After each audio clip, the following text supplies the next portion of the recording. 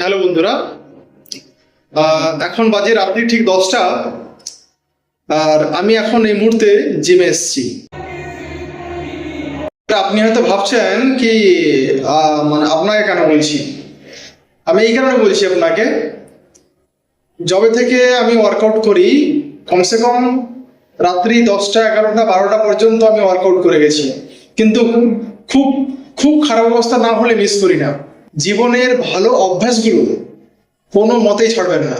যদি কোনো জিনিস আপনার ভালো লাগে, আপনাকে ভালো লাগে সেই জিনিসটা, তো অল্পক্ষণের জন্য হলেও সেই অভ্যাসটা আপনি বজায় রাখেন। Thank you. এই ভিতরে জিমটা একটু দেখাচ্ছি আপনাদের। ये मेरा भाई घर चला है। भाई